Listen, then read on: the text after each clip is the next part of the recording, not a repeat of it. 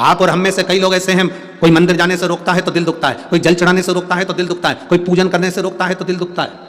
यहाँ पर इस कथा के मंडप में एक माता ऐसी बैठी हुई है जिसके लड़के की तबीयत खराब हो गई थी, बहुत ज्यादा तबीयत खराब हो गई थी और वो विदेश में थी।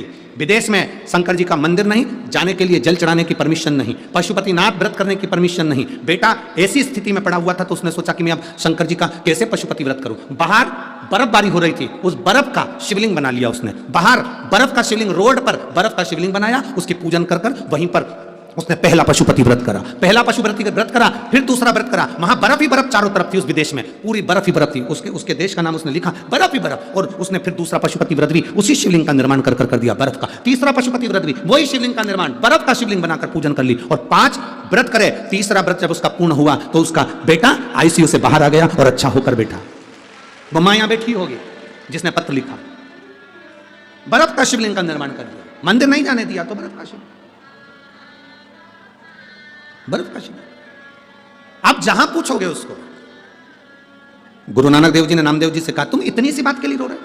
सच्चे गुरु का सानिध्य यही होता है कि रोना नहीं है, रोना नहीं। एक पत्र है, देखिए। चंचल शर्मा, भटिंडा की रहने वाली हूं। कहीं हैं? आप ही हैं? एक बार हाथ हिला दो ऐसा। मैं चंचल शर्मा, भटिंडा की रहने वाली हूं। गुरुदेव, मेरे पति का लीवर 5 साल से डैमेज था, पूरा डैमेज लीवर है। सभी डॉक्टरों ने जवाब दे दिया था कि ये कुछ महीने के मेहमान हैं। डॉक्टरों ने जब जवाब दे दिया कि कुछ महीने के मेहमान हैं, इनकी आयु केवल 2 से 3 महीना बताई गई थी। और डॉक्टरों ने हाथ ऊंचे कर दिया क्योंकि 5 साल से लीवर बेकार था, पूरा लीवर डैमेज था, दवाइयां भी असर नहीं कर रही थी। गुरुजी, मेरी पड़ोसन के कहने पर मैंने पहली बार आपकी कथा सुनी और मेरा विश्वास जागृत हुआ। आप कहते हो कि सीहोर का रुद्राक्ष केवल रुद्राक्ष है, मैं कहता हूं सीहोर की कुबेरेश्वर धाम की भूमि भी शंकर की भूमि से कम नहीं, कैलाश पर्वत से कम नहीं है। मैं बाबा को वहां विनती कर आई, गई, एक रुद्राक्ष लेकर आई और बाबा को मैं वो रुद्राक्ष पानी में गलाकर शिव जी को चढ़ाने लगी। बाबा, मैं बाबा का क्या वर्णन करूं। आज मैं कथा के पंडाल में बैठकर सौभाग्यवती होकर मैं बाबा को धन्यवाद देती हूं। जहां डॉक्टरों ने 2 से 3 महीने दिए थे, आज मेरे बाबा ने लाज रख ली और उनका पूरा लीवर काम करना प्रारंभ कर दिया। मैं बाबा को यहां धन्यवाद देने के लिए आई हूं। आप ठीक हैं बाबू? एक बार हाथ हिला दो। श्री शिवाय नमस्तुभ्यम। बैठिए। मैं भटिंडा की रहने वाली चंचल शर्मा, भटिंडा से। शिव तत्व है वो, घटिया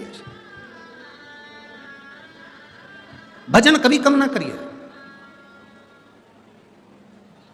तो उन्होंने एक लाइन लिखी है, आप हमारे भटिंडा में आए, यह हम सबका सौभाग्य है, यह हम सबका आनंद है। ये हम नहीं आए हैं, ये तो कुबेरेश्वर महादेव मेरा, भोलेनाथ मेरा, काशी विश्वनाथ मेरा, शंभू मेरा, त्रिकालदर्शी, कैलाशी अविनाशी यहाँ पहुँचा और उसने कृपा करी।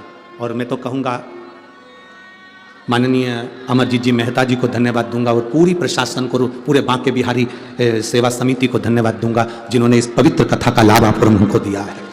संपूर्ण। अब जवाबदारी आपकी और हमारी है कि हम कितना ग्रहण कर रहे हैं।